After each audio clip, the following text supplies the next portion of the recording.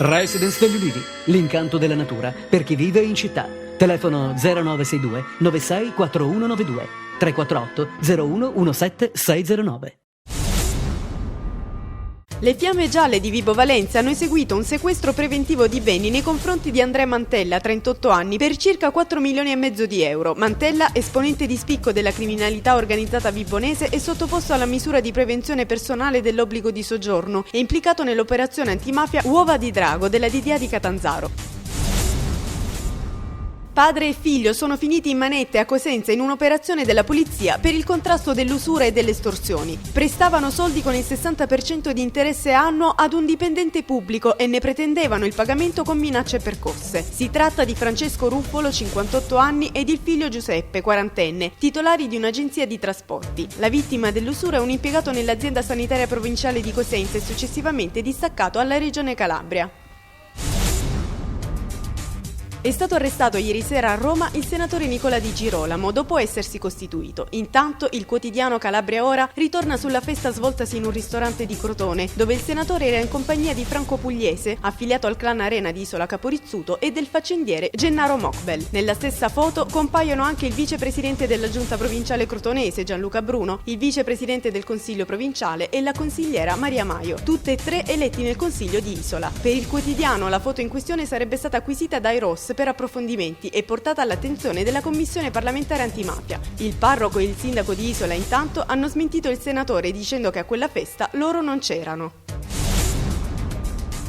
Fa sentire la sua voce il comitato di quartiere dopo la visita della Commissione Ambiente del Senato nella zona Ianò a Catanzaro. La commissione è stata accompagnata sia da tecnici specializzati che dalle istituzioni, in particolare dal presidente della regione e della provincia e dal sindaco di Catanzaro. I cittadini sfollati a causa della frana, esasperati dall'attesa, chiedono certezze per il futuro sia per il ritorno nelle loro abitazioni sia per la viabilità nel rione.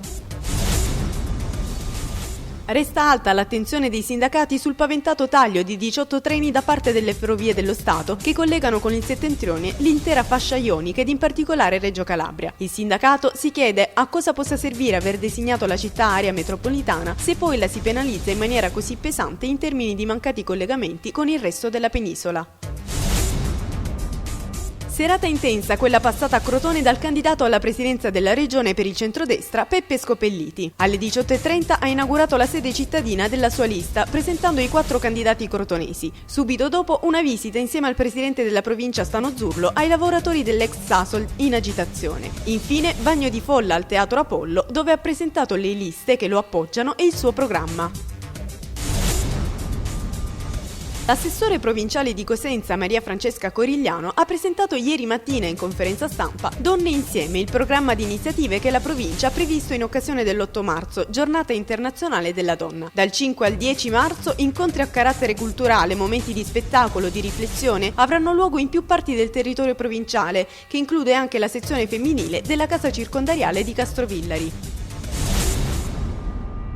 In occasione della manifestazione nazionale La Gardenia dell'AISM, dedicata a tutte le donne colpite dalla sclerosi multipla, nel fine settimana e lunedì 8 marzo. L'FC Crotone, da 2 anni partner dell'AISM provinciale, sosterrà l'importante iniziativa attraverso la presenza di alcuni calciatori rossoblù che saranno presenti domenica in piazza Pitagora per contribuire attivamente alla vendita delle gardenie.